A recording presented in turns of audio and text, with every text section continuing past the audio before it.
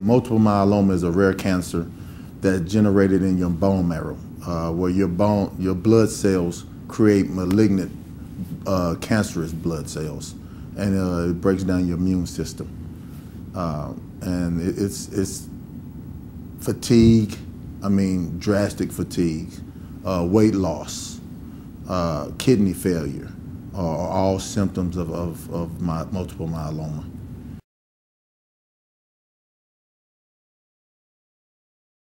I was on a plane, me and my buddy, who's the vice president of my company. We were going over there just to get a vacation, get a little golf and deep sea fishing. And I got ill on the plane. And I traveled in the NFL all the time, and I never had issues on the plane. And I was regurgitating, throwing up on the plane for the first time ever. And so when I got to the hospital, went into the hotel, I told them, look, I need a doctor here immediately. Something's wrong. And so the doctor came, and he did some tests on me in Costa Rica, took my blood work and gave me a shot. He said, look, I'm gonna review your blood work and I'll come back tomorrow and let you know what's going on, see how you feel in the morning. He gave me a shot. He came back the next day and told me, look, your blood work is all out of whack. It's so bad, there's nothing we can do for you here because we won't be able to continue the therapy. You'll be leaving in 4 days. So as soon as you get back to America, see the doctor and go let the physicians know about you. Take this paper and let them see your numbers.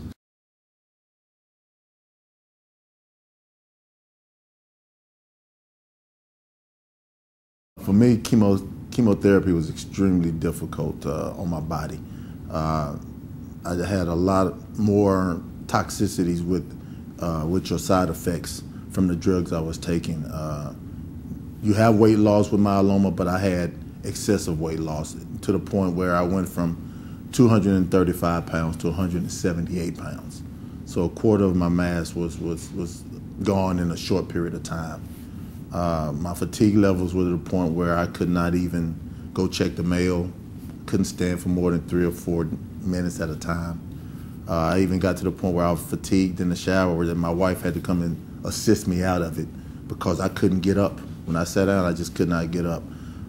So it was extremely difficult on my body, and as well as the neuropathy that I get reminded every day now because I still have neuropathy in my feet. My hands came back, but I had excessive neuropathy as well.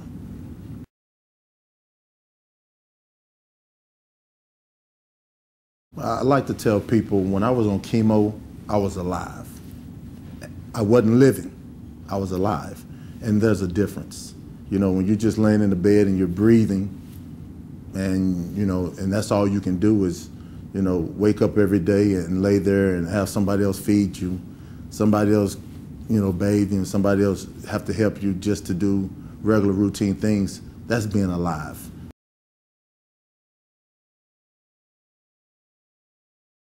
Well, after 4 or 5 months of chemo, I had a decision to make because like I said, the side effects were extremely tough on my body. And my quality of life didn't exist at that time. So I had the decision to make, okay, they have another treatment called a stem cell transplant. And what they do is they extract your stem cells and they freeze them.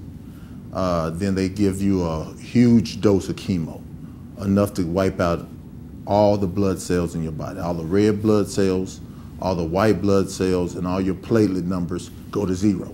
So they basically give you enough chemo to kill you, keep you alive, infuse your own stem cells back, and hope that they reproduce only good cells.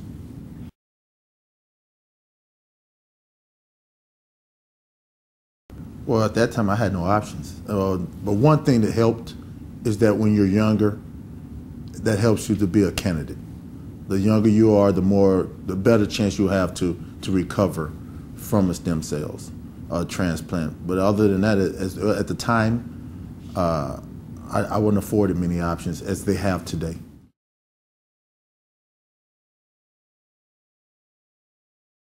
They were honest with me. They told me, look, every person's different.